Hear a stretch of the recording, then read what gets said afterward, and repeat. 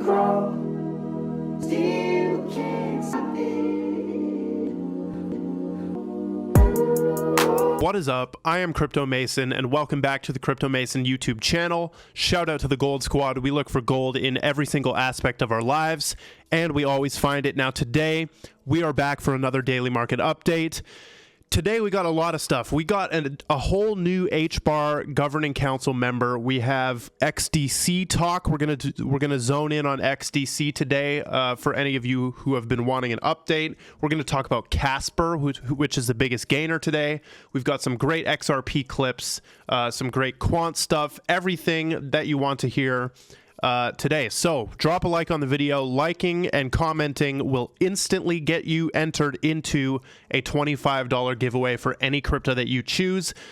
By the way, just a general consensus has been when the person wins the giveaway, they usually are picking Hbar or XRP. It's like I have not got anybody wanting anything other than that.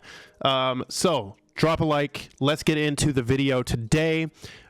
Today we got a lot of stuff, lots and lots of stuff. So make sure you're also following me on Twitter. We are going to start off by letting you know about Binance. Make sure that you sign up for Binance using the link in the description. I'm still letting my trading bot run. I believe I'm up about $15 on my trading bot, which is pretty good for doing absolutely nothing and letting a bot trade for me. So we have the market cap 959 billion. We're still struggling to get above 1 trillion, right? Market cap or the total volume of DeFi is 3.12. Very interesting volume on DeFi. We got 3.12 billion, 60 billion total 24-hour volume. Bitcoin still is above 20,000, but really hovering and really weak in my opinion. XRP hovering at 50 cents. And then let's talk about the biggest gainer today. So the biggest gainer is Casper, 16.52. I believe it just crawled into the top 100, if I'm not mistaken, but it's up 16% today. And this project is one that I've seen countless times in my comments. And yes, I am bullish on Casper. A lot of the people that I know in the space, especially in the XRP community, are holders of Casper, and even Tim Draper. Like here's a quote from him: "The team at Casper Labs has built an essential blockchain platform for real-world applications without sacrificing the essential components." So a basic quote about how good the blockchain is, right? So Casper's a great play, 17% up. It'll probably pump a little bit more, in my opinion. But I mean, I'm not holding, to be really truthful, I'm not holding any Casper, but I have had my eye on this for a very long time and never bit the bullet on buying any. So let me know in the comments, should I be buying some Casper right now? I mean, it's up 17%, so I might wait for that to drop until I buy. So, and by the way, oh, there it goes. There's the big bubble. By the way, that is an enterprise solution as well. I am very interested in the enterprise blockchains and hash graphs, right? Because Hbar is a hash graph and not a blockchain, and it's aimed fully at enterprises. I am interested in the enterprise ones, the ones that are trying to take the big corporations into blockchain and take the governments into blockchain. Speaking a little bit more about altcoins, Helium is down 10%. And there you go, folks. There you go. What did I say yesterday? Let's take a look at what I said yesterday about Helium. Is the top gainer, and then Ethereum name service. So I've told you guys, and it's all documented in the past week here, or past couple weeks. I've been telling you, Helium is a great one to make money on trading right now. If you want to trade something, literally you just buy Helium when it goes down, and it will be coming right back up. That's what it's been doing. So big shout out to those who got into Helium. Take your profits and get out of there. If you take your profits and get out of there, and that was at 570, Helium has now dropped down to 5. So you could have made a bunch of profits right off that. Helium is a great one to swing trade. So let's talk about the Elon Musk news. This just came in 5 minutes ago. Elon Musk and Twitter are reportedly struggling to reach a final acquisition agreement. I hope to God Elon does not troll this again or stop the process of buying this or something. I don't know what this man is doing. I thought he was exposing how the Saudis own all of the social media, or most percentage of the social media. I thought he was exposing the bots and all of this stuff, which he did. He did do all of that. But now what is he doing? Struggling to find an agreement. Is he broke? Can he not afford the 44 billion? Like, what's going on? Or is he just trying to keep his name in the headlines? There's so many motives. It's just all positive too. Every part of this is just positive for Elon Musk, right? Even just the amount of headlines he's made with his name connected to Twitter, it's already like he owns Twitter, right? He's just furthering that perception of him and Twitter being one and the same, just like how he did with Dogecoin. You still cannot envision Dogecoin in your head without envisioning Elon Musk. And this is what it's all about in marketing, is attaching your name and your face to something, and then they're inseparable. So now it's like Elon's like the owner of Twitter. He keeps putting these headlines and they hit mainstream news, and the perception of him, it's just linked. He's linked it to Twitter. So we're not even going to talk about Bitcoin. Watch this. I'm skipping Bitcoin on this video. I don't care about weak-ass Bitcoin. We talked about it a little bit. It's at 20K. Nothing's happened. Until that thing moves in a significant way, I don't care. Interesting chart from my Twitter right here. These are the gains needed to recover from a loss. So this is very interesting in my opinion. If you have, let me make this smaller right here. If you have a 90% loss, you need 900% to recover that loss. If you have an 80% loss, you need 400% gains. And people don't realize this is how it actually works, right? The percentage thing is very, it's like very illusionary, right? Because you could lose 50% and then a coin pumps 50%, but you're not back up to the same amount, right? If you lose 50%, or if your coin goes down 50%, you need it to pump 100% to get back up. So the percentage thing is a bit illusionary, but that's really how it works right there. Here's your little stats. And then we said one of the hardest things in the markets is taking profit, and that is a fact. Now, Dusty Crypto, is 10,000 XRP going to be enough to retire with, in your opinion? Okay, is it going to be enough to retire with? Yes or no? Coming from me. Is 10,000 XRP enough? No, absolutely not. Okay, absolutely not. Now, if we pull out the calculator right here, so let's say XRP goes to 589, right? And you hold 10,000 of them.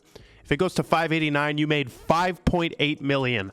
Now, that might be enough to retire, but in this day and age, it's not exactly, I mean, that's life-changing, but it's not like you could lose all that. You could spend it on the wrong things and be back to where you started with 5 mil, right? It's not going to shift your life that much unless you know how to use it. I think that you should aim for a bag of like 50,000 XRP or up to 100,000. But really, I can't recommend that because it just depends on how much money you make in your real life, right? Most people cannot afford 100,000 XRP or 50,000. So that's why you should go for the 10,000 bag anyway and just hodl that to the moon, dude. Hodl that to the moon. So here is our first clip that we're going to watch. And this is Rosie Rios clearly telling you that crypto and XRP are here to stay. Are you listening yet? And this is from XRP Chiz, who finally followed me back. I appreciate that. I've been watching him for a very long time. One of the ones who inspired me to get into content creation on here. So let's watch this clip, and then we will talk about it a little bit. Let me mute my mic and let's go. I'm Rosie Rios, former Treasurer of the United States and current board member of Ripple. What I like to talk about is really kind of this intersection between government and innovation. Certainly coming from the Bay Area, born and raised in Silicon Valley, I've seen a lot of change over time. And what I love is the conversation is really starting to happen in a constructive way where I think we as a region, we as a country, and perhaps we as a globe could really think about the future of fintech and who the stakeholders are and how we can make this effective for everyone. So when you think about growth, it's not just kind of GDP growth, which of course is a big part of the economy, but it's also where new growth comes from. And that usually comes from, certainly lately, in technology and innovation. So I think the benefit of why business and government should be working together is, again, providing that level of certainty for further expansion, further growth, and certainly more jobs for the economy. So blockchain is here to stay. It's not going anywhere. And so it's not just how to facilitate commerce. There are other applications, whether it's NFTs, whether it's, selling real estate, whether it's, any type of financial ledger that can be recorded for posterity's sake. This is here to stay. And it's important and incumbent upon the government at every level, whether it's local, whether it's state, whether it's national, to really give some thought as to how those applications are going to benefit them and benefit everyone. But I think what's most important is, what are those guardrails? What are those tracks that we can lay down in order to move forward in a way that really blazes the trail for future growth and future opportunities that we don't even know are there yet? So two things. She's drilling home the fact that blockchain is here to stay. She said it multiple times. And she introduced herself as the Ripple board member, right? Former treasurer of the USA, Ripple board member. Okay, she introduced herself as that. And then the other thing I wanted to say was her point about government and business working together, like governments and private corporations working together, which we're seeing right now with all the needles going around, right? It's like being provided by these private companies. And I think we're going to see this in payments, right? Like even the Federal Reserve is like a private corporation, right? Technically everything's a private, like USA is a corporation. There's a difference between the USA and the US. Even the USA is a corporate, like they're all corporations. They're registered entities, right? So most of the states, or all of the states, I believe, and someone more educated can tell you the real truth on that, but I know for sure that these are registered. They're businesses. Even the government is it's just a corporation. It's just a business. And we're going to see Ripple, which is a private company, step into like the forefront, kind of like Apple with running all of our phones, right? Apple is not a government organization. You could call it that, because basically it is, but Apple's a private company who has a smartphone in a billion plus people's hand, right? Like they really did that. And Ripple's going to do that for payments. They are going to do that for payments. So she's obviously driving home all of the points that they need her to drive home. And I just think that's an amazing clip. I don't know where this is from, right? Because we're about to watch another one of these, which is Brad Garlinghouse talking, and he's in the same kind of like light. It's like an interview. I'm not sure where it came from. So before we get into that one, which is next, I'm going to talk about Wheat's Wind right here. Did he recently get verified? Shout out to him for getting verified. But Wheat's Wind, I don't know how to say it. Wheat's Wind said, remember the old days when XRP Ledger DEX was hard? So he's talking about making a decentralized exchange, or using a decentralized exchange on the XRP Ledger. And now he's just linked us to all of them, right? We have all of these XRP Ledger DEXs and more. Okay. My favorite is the onxrp.com one and the Sologenic one. Those are my favorite DEXs to use on XRP. And there's some decent tokens made on XRP. I hate seeing the meme coins get onto XRP, but I mean, of course, people are going to build meme coins on any network, right? However, I feel like it's just backwards. Like the philosophy of putting a meme coin on the XRP ledger is just backwards. Like the reason we're involved in XRP is to get away from meme coins and focus on utility coins, and then you proceed to build Dogecoin on XRP. Of course it's going to happen, but I hate it. So let's get into our final video clip, and then we're going to talk about the Hbar Governing Council member. We're going to talk about XDC. This clip will lead us into some XDC talk. We're going to talk Shopify and Hbar and some other stuff. So let's watch this clip from Brad Garlinghouse, 1 minute 32. I'm going to mute my mic. Let's go.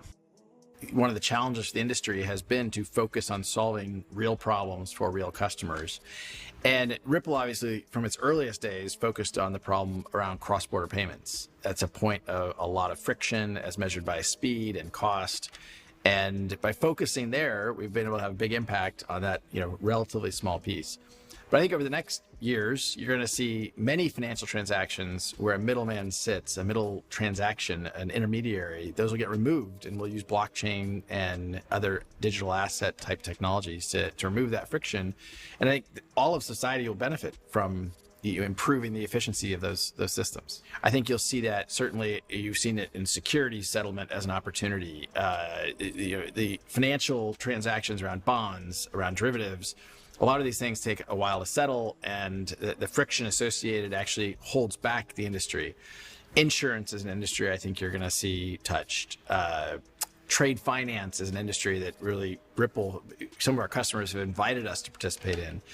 And you've seen experimentation around identity in real estate and title management. And these are all examples where I think it's so hard to predict where this will go, in the same way that 25 years ago, when I first got involved in the Internet of Information, I never could have predicted on my smartphone I'd press a button and I'd have a car picking me up minutes later. I think this will permeate lots of different parts of our society.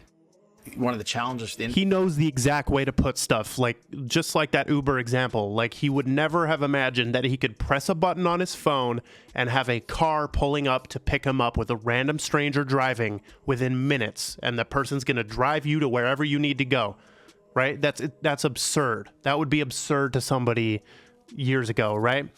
Now, two things in this. Okay, the first one is the trade finance mention. That is what XDC is all about, right? XDC is enterprise-ready hybrid blockchain for global trade and finance, combining the power of public and private blockchains with interoperable smart contracts. And we have the classic Bitcoin, Ethereum against the altcoin comparison. Let me give you an update on XDC, and then I'll get into my other point regarding that Brad video. XDC has been sort of on the up and up from, yesterday. We've kind of climbed up. The volume is, it's 8% up. Like, this thing is just dragging along, right? It's dragging along. Like, this year, on the yearly chart has not been too good at all. I'm in this at 1 cent. So I'm still 3x my money, essentially, right? Let me know when you guys bought XDC, because I was talking about this a long, long time ago, and I mean, we're still way up on it. So here is my other point on the XRP thing. Ripple and XRP will fundamentally change the way the world is run by speeding up everything, speeding up the settlement of everything. You will be able to work your job and see your money counter going up every single hour you work. Let's say you get paid $15 an hour. Every hour, every second, every minute, you can be checking your phone and watching your money go up. This is what's going to happen. It's going to take a lot, but when we get to a place where instant settlement for everything is happening, bonds, all the stuff he mentioned, when that is happening, the world is sped up and changed forever, right? They want money to flow like information flows on the internet. It's the internet of value, and everything is going to have value, and everything will be tradable with everything. If I own a Picasso, I'm going to be able to tokenize that and trade you for some of your house, or I can buy groceries with a piece of my Picasso. Things like this. That stuff already kind of exists in traditional finance ways, but when you bring it into crypto and you add the blockchain, it becomes way more superior, and the possibilities are endless with that. So we gave a little update on XDC right here. Still bullish, still holding some, right? I did sell off some, and that's all on video, right? On that 17-cent run, of course I sold some. I was in at 1 cent. That was a 17x. Now the video is getting long, but we're gonna keep going, because we got lots more stuff. Nexo is committed to supporting the Spark Flare airdrop. This is good news, okay? Lots of XRP holders use Nexo because you can stake your You can do lines of credit on XRP and that type of stuff. Nexo has had some rumors that they're going to be insolvent. They're still here. They're still buying things. They're still acquiring companies. So you can sign up for Nexo with the link in the description if you want to open any lines of credit or anything. No financial advice. Do that at your own discretion. But they are supporting the Flare airdrop, which is coming in October, mid-October. So let's get into the Hedera stuff that we have today. ABRDN, ABRDN PLC joins Hedera's governing council. So we officially have a new council member, and this is a big one. They hold $500 billion in assets. Okay, they hold 508 billion in assets, and this is an investment company. Now, why are they getting into Hedera? They joined the Hedera Governing Council because they are currently examining future prospects for the tokenization of investment funds using Hedera.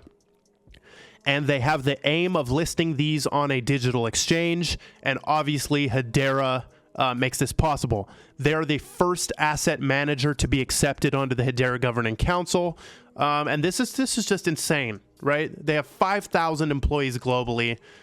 They're huge player, new huge player. And we should, if the Hedera.com website is updated, we should be able to see that in the Illuminati ring that exists on this website. Where is it? Did they get rid of it? Let me see. Did they get rid of it? Council. This one. Is the Illuminati ring still there? Yes, it is. Look at the Illuminati ring. 39. Are they added yet? Yes, they're added right there. Okay, so here's the ring of governing council members currently, and they're filling up. They're filling up, dude. We got a new one. Moving on, we have Drop.